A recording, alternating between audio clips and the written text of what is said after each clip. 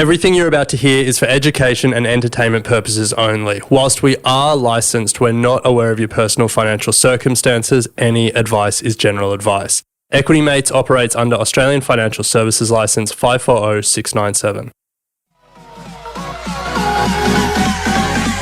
Equity Mates! I will say this about investing. Everything you do learn is cumulative. What I learned at 20 is useful. Equity. Welcome to another episode of Equity Mates, a podcast where we explore what's possible in the world of investing. If you've just joined us for the very first time, a huge welcome to the community. My name is Bryce, and as always, I'm joined by my equity buddy, Ren. How are you going? I'm very good, Bryce. Very excited for this episode. We are a quarter down in 2025. Oh my goodness. And if I had any hair left to lose, I would have lost it. It has been a pretty crazy start. For people who are watching on YouTube, they might say that you are also losing your hair, but rather than from the top down, you're losing your hair from the bottom up. And it's also voluntarily. Okay, we'll rub that in. I mean, yes. Bryce has gone Slick haircut. I called it the Bailey Fritsch fade. Slightly different, but along those lines. Yeah. I'm loving it. Yeah, it does look It's just pretty going to good. grow back really quickly. It makes you look I'm younger. going to have to go from my 5-week rotation to probably 3.5 week. You get a haircut every 5 weeks? Yeah. What does a haircut set you back these days? $60. Jeez. Yeah. Anyway. Compared to me shaving my head in the bathroom. Well, look, that is a good segue into what we're talking about today, because we're going to talk about prices and how much they've changed as we enter a cost of living election in Australia. We're also going to talk about how much market prices have changed in the first quarter for this year. We're going to sort of take a breath and say, where are we 3 months in for the quarter? We're going to then turn to you again. Yeah. And you've recently got personal financial advice. I have. And we're actually going to get your advisor in the studio and we're going to chat about some of the recommendations. So You're in the hot seat. I'm excited to get some free advice sitting next to you. True. But before then, I think we want to remind everyone about our YouTube channels. That's right, Ren. We have split our YouTube channel to align it with our podcast, so there's no more confusion. On one of them, you'll now find Equity Mates Investing Podcast in its full length, which is what you're listening to now. Yeah, or if you're on YouTube, what you're watching now. What you're watching right now. We also then have Get Started Investing out on its own. You'll find all of the foundational episodes that we do there for Get Started Investing. And then we have Equity Mates Clips, where we take the highlights and the best bits and clip them all up, and you'll find them on that YouTube page. Mr. Beat Up, you name it. They're Hit all My on Portfolio. there. Hit My Portfolio, Yeah. Ask an Advisor, all of the segments that we do clipped up. So make sure you're subscribed to all of them, but no more confusion. Yeah, all right. With that, let's get to the news. News and markets. All right, so as we said, we're a quarter in. Let's take a breath and just reflect on how we're going and what we can learn. So let's start here in Australia. We've had the worst first quarter since COVID, which wasn't that long ago, really. 2020, well, in 5 years. 5 years, Yeah. yeah. The ASX 200 down 4.4%. Yeah. Good news, Ren, though, we're not the worst. That is the bar that I'm constantly trying to We're jump not over. the worst, yeah. So the Nikkei 225 or 225, which is the Japanese exchange, is down 9.4% for the year. Yeah, tough. It had a stellar year last year, though. Yeah. The S&P 500, where Australia goes, America follows. Yeah. When America sneezes, Australia catches a cold. All those sayings. We have copied America once again. The S&P 500 also down 4.4%. So the same as the ASX 200. But the story is worse if you zoom in on America's tech sector, and particularly some of the big tech players. The NASDAQ 100 down 8.1%. Yeah, certainly feeling it in my portfolio. To get through a few of the others, the Nifty 50 over in India, it's relatively flat, down just under 1%. But this is where it changes, Ren. The FTSE 100 over in Europe, I should say, is up 3.9%. Yeah. Well, that's the UK, to be clear. Yes, the UK, yeah. Stocks 600, that's Europe, is up 4.6%. The CSI 300, that's China, is up 1.8%.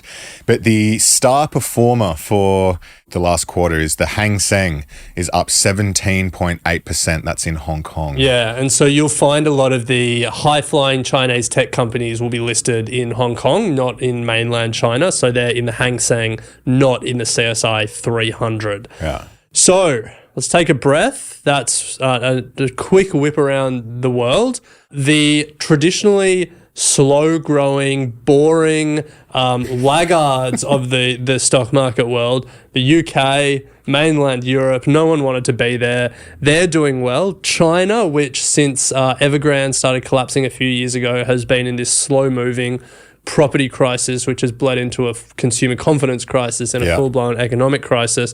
Well, China and Hong Kong has been the star performer. Yeah. And meanwhile, where every investor has herded to over the last 5 or 10 years, US and particularly US tech, more recently India has been quite popular. They're all down. So what's the takeaway?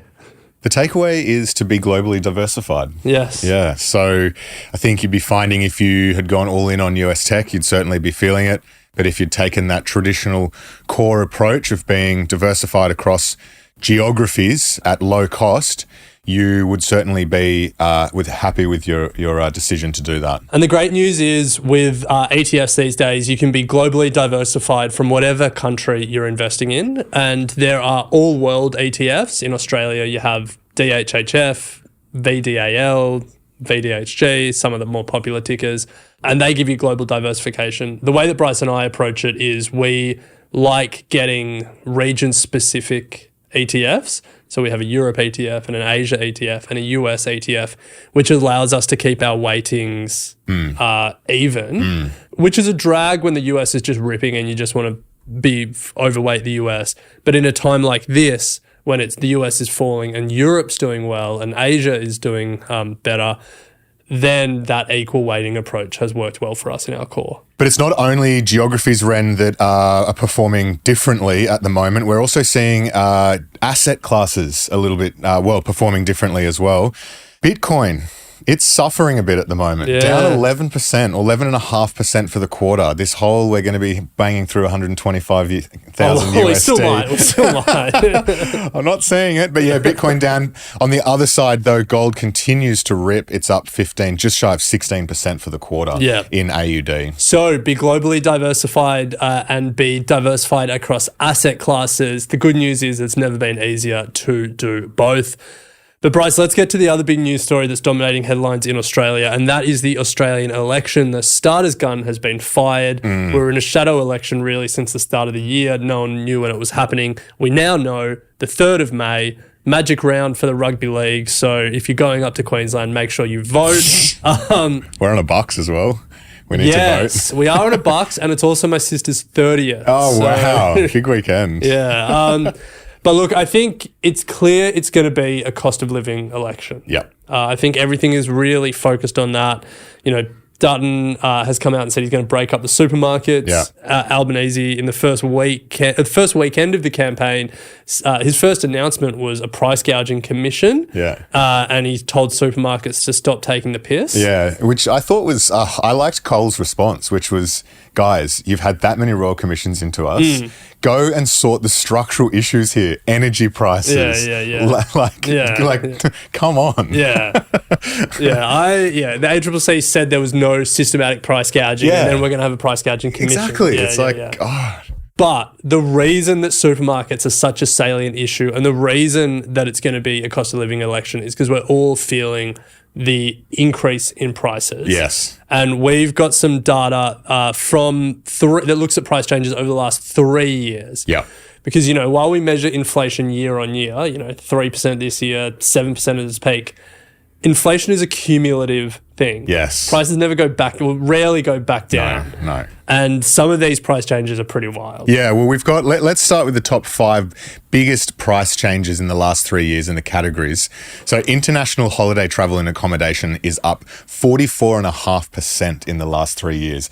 Now, a lot of that would be driven by the Aussie dollar, the weak Aussie dollar. Some of that would be driven by the weak Aussie dollar. Some of it, but no doubt the Aperols in Italy are getting very expensive. Well, no, it's also just like Qantas has been taking the piss a little bit. Yes, true, yeah. So to illustrate how it's not all just the Aussie dollar, there's a separate category, domestic holiday travel and accommodation, and that is up 20% in the past 3 years. Yeah. So Yeah. Yeah. But number 2, though, the barometer of inflation is eggs. Eggs. Up 35.5%. That's just not here in Australia, though. Globally, there's an egg crisis. Well, yeah, there's a bird flu epidemic. Just wiping out eggs. More than 200 million chickens killed globally. Yeah, so yeah. We can understand that one. Insurance was number 3, up 35.5% as well. Which is why, if you tie this back to the election, why Peter Dutton, potentially on the fly, said he was also going to break up insurance companies. Yes, yeah. I don't know if breaking up insurance companies and having smaller insurance pools does actually lower premiums, but that's a separate conversation.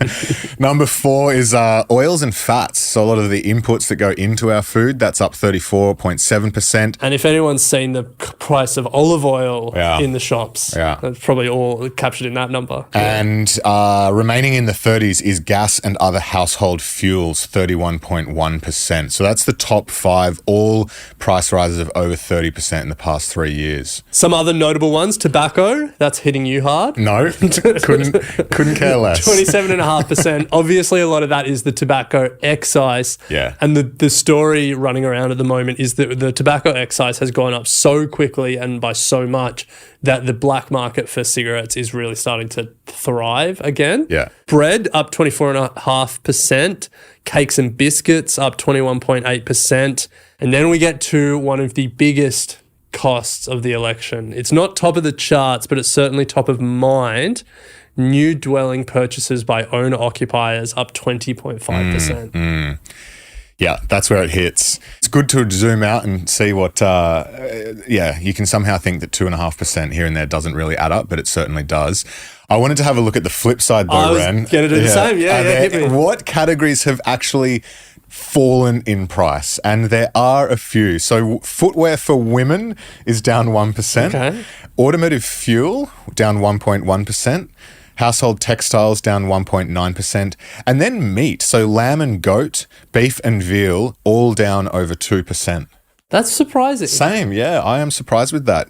Woolies and Coles should be standing up and screaming from the rooftops. Yeah. And then childcare down 5.3%. Electricity is down 11%, but I imagine that's because of the huge subsidies that are coming through from government. Well, that'll be the same with childcare as well. So they've been 2 focus points for Anthony Albanese for leading up to this election. I watched his interview on Insiders on Sunday, and childcare, electricity subsidies. There's a lot of demand side liberalism. I think I said on an earlier episode how there's a lot of just like subsidizing the cost of things rather than trying to work on increasing the supply of things. And there are 2 areas where that's happening. Yeah. Nice.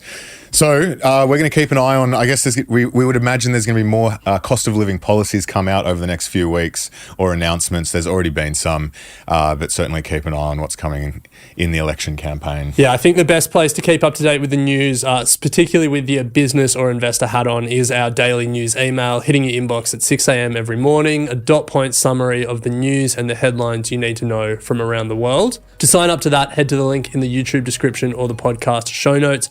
But Bryce, let's take a quick break here because on the other side, we're going to be joined by your financial advisor, Matt Ingram from Northhaven, and we're going to go through some of the recommendations he's made, and we're going to get specific. We're going to hear about what's going on under the hood with Bryce Lesky's finances. Yeah, stay tuned.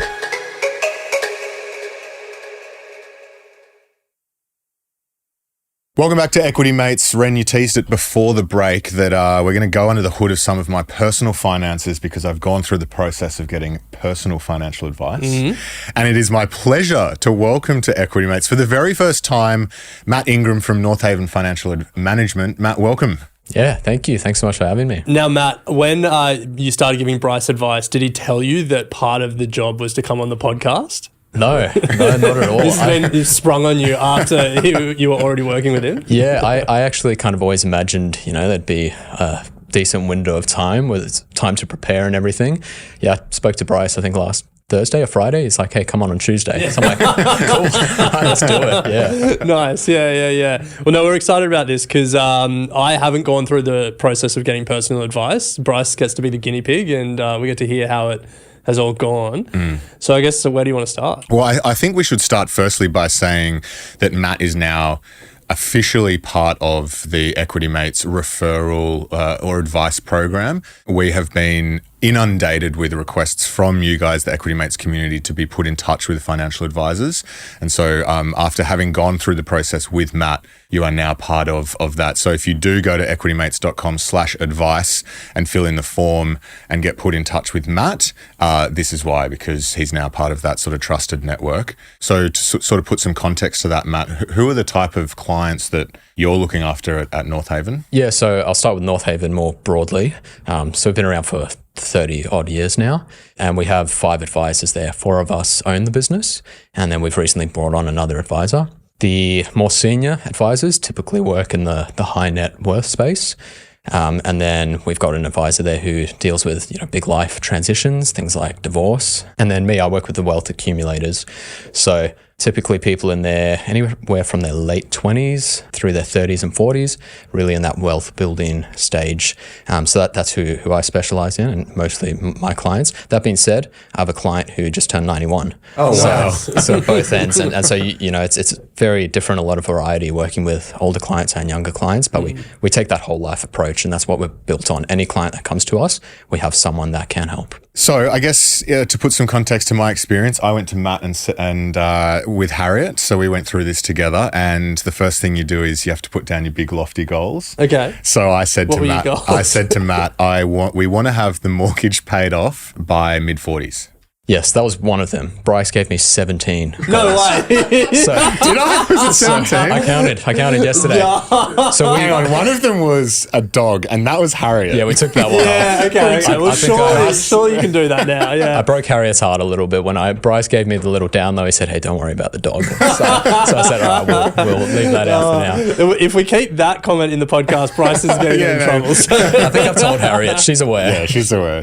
Okay, so 17 goals. So number one was pay off the mortgage by your mid-40s. For context, you're in your late 30s now. So really 10 to 12 years. What did you say? I wasn't even listening. Late 30s. Yeah. No. I've got a decade ahead of me. So 12 years. So, 10 you to 12 want to years. cut your mortgage repayment time in half. Yeah, because I feel like if we could do that. He hasn't made it easy for you, has he? No. Well, Bryce was also realistic in a lot of ways with those goals. So being specific with your goals is actually really helpful. I sometimes have clients that just say, I want to retire comfortably. It's like, okay, what does that even mean for you? That's so different for everyone.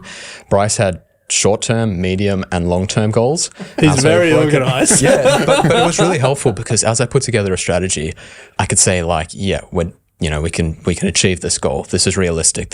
Maybe this one needs a little bit of tweaking, a little bit of changing. Yeah. So it was really helpful, and I think the strategy we put together is likely to achieve a lot of those goals. Obviously, things are dependent on market returns and so forth, but the structure's in place to be able to achieve the goals. So people are obviously wondering, don't tell us all 17, but give us some of the lofty goals. Well, I mean, the long-term goals that Matt really didn't address, fair enough, because they were so long-term. One was buy a farm.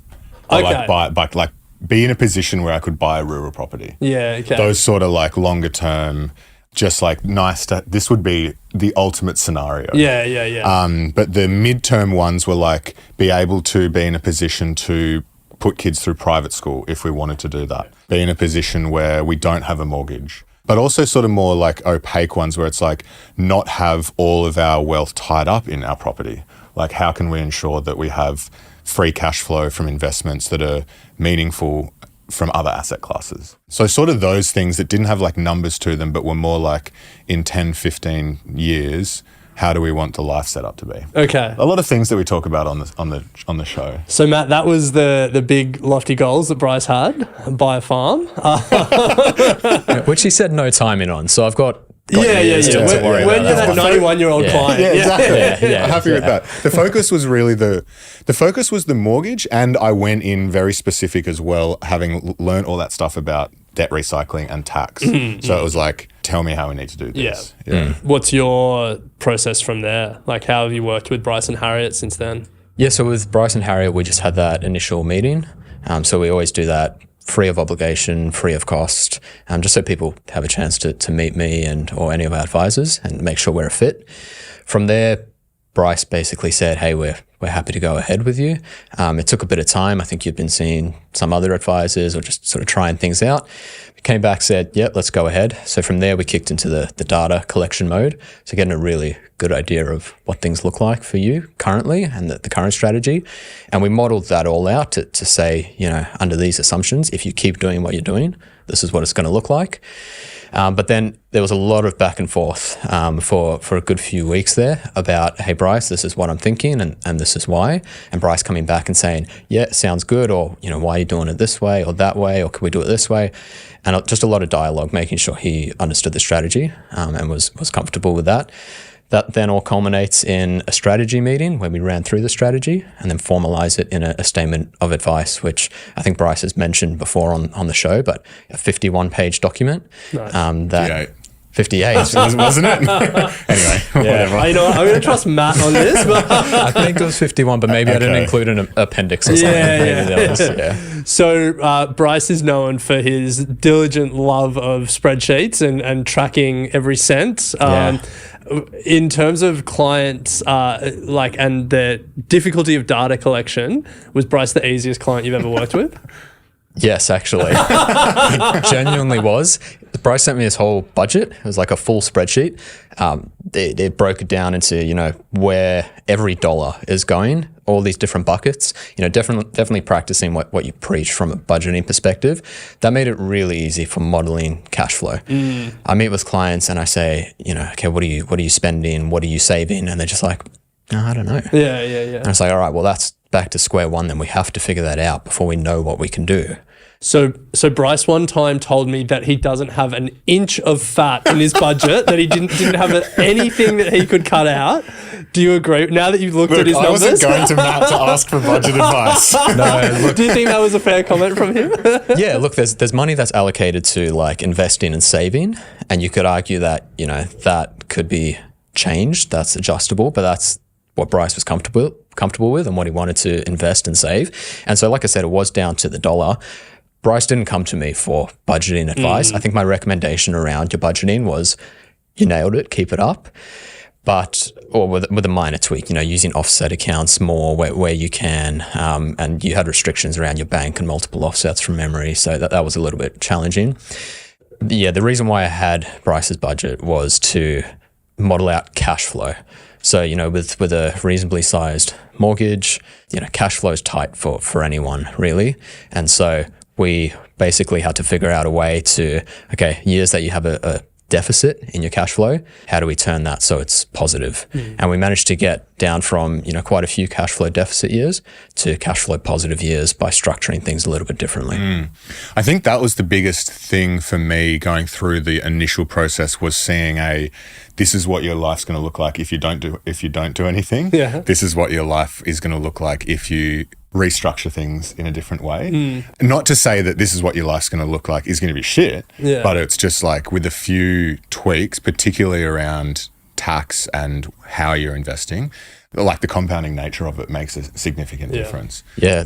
Look, just to add to that, without going too into the numbers, because this is all the modeling we do is based on assumptions. And I think I drilled that into Bryce that, you know, anytime you're saying... Because it looks great on paper. Exactly. But, you know... 10% a year growth every year? Wow, exactly. That's unbelievable. Yeah, you got to plug in things like that where you're assuming, say, 10% growth, or the property market's going to do 5% or 7%. You're just taking guesses, basically. But if you can keep those assumptions the same between every model that you do, then what modeling does is it shows the benefits of the strategy compared to your current strategy under the same assumptions, right? Yeah. So, look, under the assumptions that we had in there, your current strategy, really good, done a fantastic job to get to where you are now. But we modeled out 12 years. Really, anything beyond 10 years is just becoming so inaccurate. But based on the modeling, your net worth came out $420,000 greater, and you saved an extra $80,000 of tax along the way. And that went from, you know, like I said before, mostly negative cash flow years, and you had ways to cope with that, but cutting those negative cash flow years in half. And that was with a paid off mortgage. Are you close to a paid off mortgage at the end? Yeah. That was getting to, I think, with a bit still in the offset, and it would have actually offset almost the total amount that was still left on the mortgage. Yeah. Wow. Yeah. Okay. So on paper it looks great. So we should say equitymates.com/advice if you want to speak to Matt. Yes, absolutely. He'll figure it out. But I should say, so that's kind of the strategy. To be fair, we haven't actually acted on a lot of the big stuff, which was restructuring how Harriet and I are investing and all of that, because we're still working through a few things. What we have acted on, and we want to go into detail today, is our superannuation. For Harriet, she wanted to be more involved with her super. She was just with an industry retail super fund. She wanted to be more involved, and she felt like she was a little bit behind on where she should be. I am pretty involved with my super fund, but obviously just wanted to roll it all up into now what is Hub 24 and I guess manage it alongside you. So that's where we're at. We've both rolled over. So let me just ask you here, are you and Harriet now, do you have the same super? Like, do you have the same investments? No. Okay, so No. because you've got a portfolio here, this is your portfolio. This is my portfolio, yeah. What's yeah. Ham? Just 100% Bitcoin. Harriet's very similar with, so correct me if I'm wrong, for two things, and we'll get to it in a minute. She's not as geared as I am, even though I'd like to be more geared, but that's that's Matt's.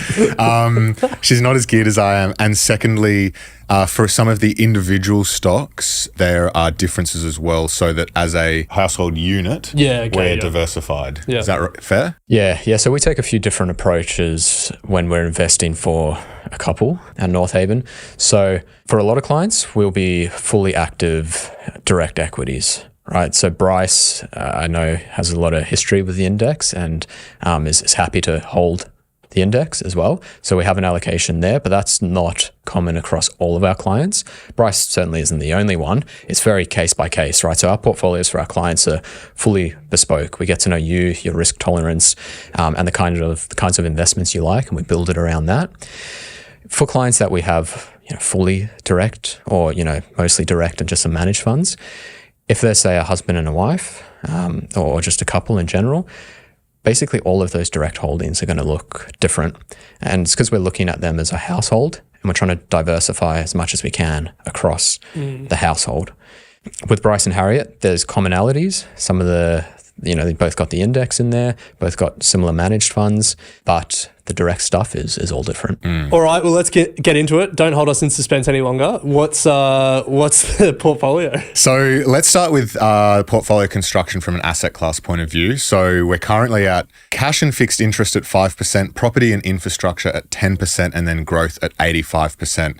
Now, this was after a bit of back and forth with Matt, because originally I think you pitched closer to a 70-30 split. Oh, Bryce was never going to go for No, that. and I was hating that. So then I went back and said, I want 95-5. Okay. Well, I actually said, I think I said I want all growth. I was like, I don't understand why I understand why. I was like, I don't want cash. None of that. Get rid of all of it. 100% equities. So what was the argument to have 5% cash? Well, there's a few reasons for cash. We're trying to build a well-rounded, diversified portfolio. In the wise words of Charlie Viola, we're not looking to blow up anyone's money, right? And it's all risk adjusted. So Bryce and Harry both did risk tolerance questionnaires and things like that. That gives us an idea of where you sit on that risk scale. Bryce came out as an aggressive investor, so right at the sort of upper end of the spectrum. Not surprising. Yeah. So and look, it's appropriate for someone in Bryce's position and his age, and that was fine. So we have our standard asset allocation for such a client, and that would look like more sort of 10% cash and fixed interest, 15% property and infrastructure, and we consider property and infrastructure part growth because they're still equities, they're still shares in companies, but also part defensive because they have some quite defensive attributes, and then the remaining 75% across Australian and international equities. Bryce came back and he wanted a whole lot more in equities.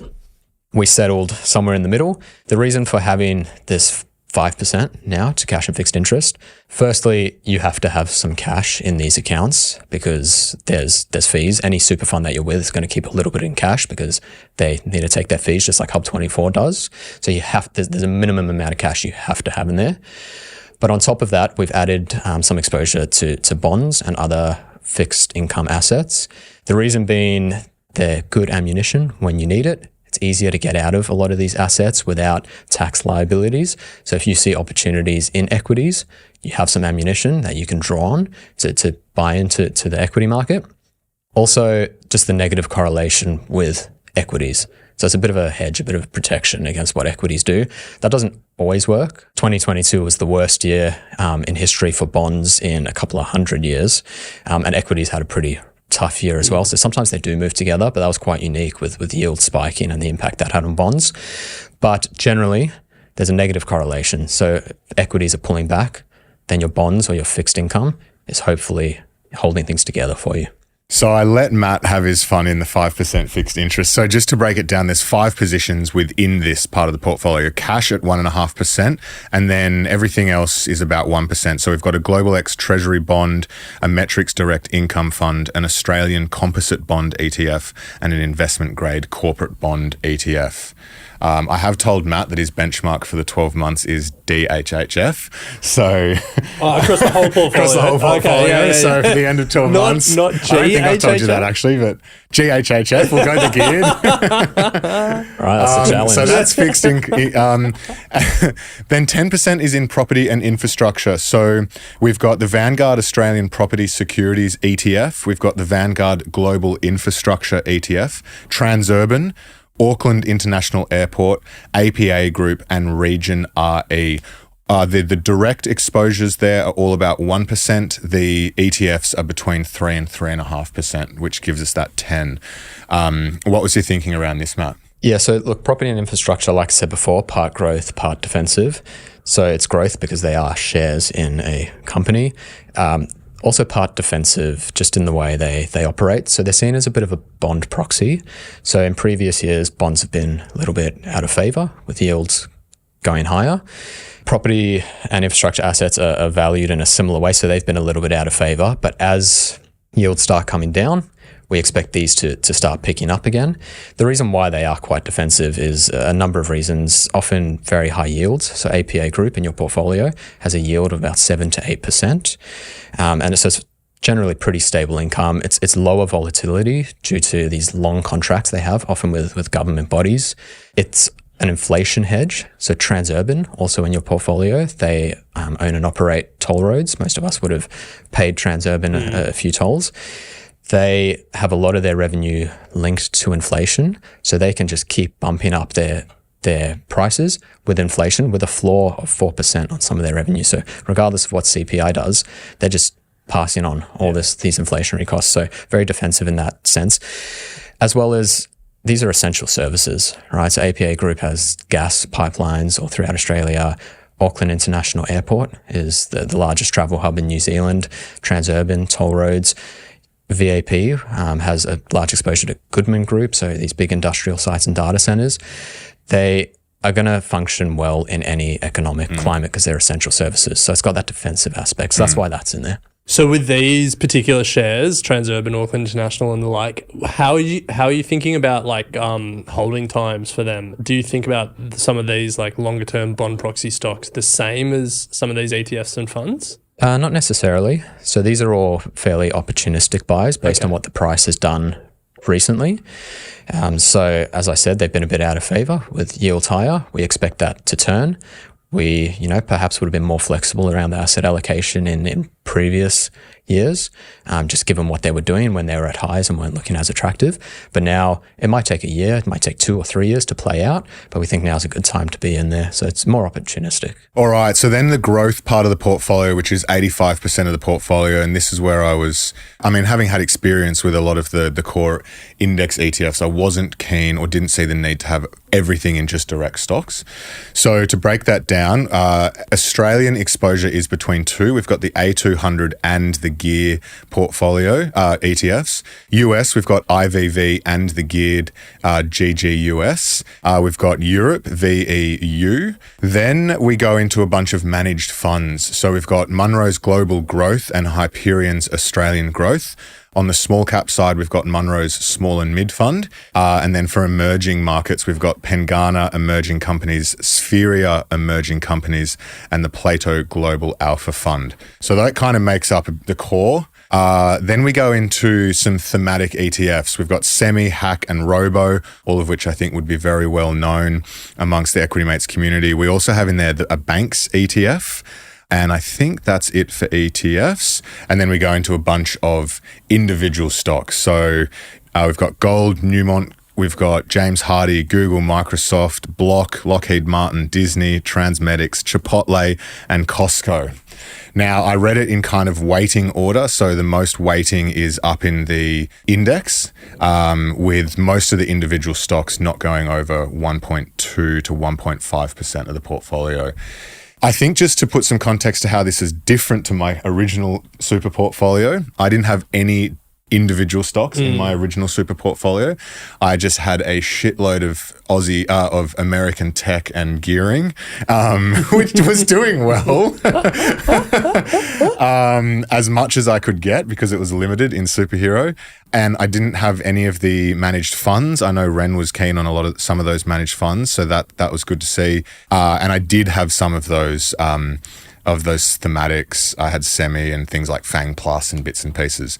The biggest change here is obviously a much more structured portfolio construction, because I didn't have that sort of lens on it, and many, many more positions. Now, Bryce, when you read through that list, one thing I did think was not a lot of specific Asian exposure. I'm sure there's some in the managed funds. But VEU, you mentioned, it's not just Europe, it's all world ex-US. So it's Europe and Asia. Yes. Correct. Yeah. So that's kind of your core, America, Australia, and then VEU is kind of rest of the world ex-US. Yeah. And then everything else is your satellite. Yeah. Is that... Yeah, yes, yeah. That's it, yep. So one question I wanted to, briefly discuss, Matt, because it could go down a rabbit hole, but was just around your process for manager selection, because we've got a number of managers in here, of which Alec and I are aware of and fans of. But if you were to put this in front of someone who had no idea, how do you go about selecting Munro, Hyperion, Pengana? What's your thinking? Well, actually, sorry, before you even answer that question, because when Bryce was reading that list, I clocked that these are a lot of managers we've had on the show and that we think do a good job. Did you have any input on the managers? No, so this was all Matt. Yeah. Okay, that's interesting. Yeah. So it means we have somewhat of good judgment of people that come through. Yeah, I did read. I did look at this when you put it through, and I was like, you know what, we're on the right track. Okay. So to that question, how do you end up with these managers? Yeah, so these managers, this has been years of meeting with fund managers. So even straight after this, we're going and meeting with some fund managers. So getting to know them, seeing them present, having that more personal level, so they're not just a name behind a screen. It's also been years of the guys at Northhaven, our investment committee, researching these particular fund managers. That means looking at fees, looking at performance, just checking that their whole investment philosophy aligns with ours. And these are the names that we've come across over and over again that have sort of pointed to these are some of the best in the business. They outperform and we like their style. And that's what it comes down to. So a lot of our clients will hold these similar fund managers because we really back them. So similar question from me that I asked earlier around the individual stocks. There's a list of names there, Aussie stocks, US stocks, some big, some nothing too small, some sort of medium size, I guess you'd say. How active do you plan to be in this individual stock part of the portfolio? Fairly active. Again, this is all opportunistic buying. We've seen these at what we consider either good prices or, admittedly, some of them are expensive, but it's because we see, good future, good growth for a lot of these names. But we don't buy and hold forever. So we are long with our equities, but we take profits, we trim and we reallocate that. Part of that is keeping this asset allocation in place as part of good portfolio management, making sure we keep that structure. But also we just don't want to let something run forever when an opportunity is presenting itself elsewhere. And so is that you're doing that work, or is there an investment committee and like model portportfolios in the background, or are you none of that. Prices super all the time? Yes, yeah. So for all of my clients who I'm managing money for, I'm actively watching this, keeping up to date with what each company is doing, and taking a very active approach. Now, we're not equity analysts or anything like that. We do rely on various sources of information and news to understand these companies and financial reports and so forth. But we might not be equity analysts, but we certainly back ourselves as portfolio managers, and we have a long history of doing that. So yeah, active in this space, but I wouldn't make a substantial change without talking to Bryce first, right? So this is all run under a managed discretionary account, which means I can actually do basically anything I want with this. Bryce has signed off and said, manage it as you see fit. Yeah. But That won't happen.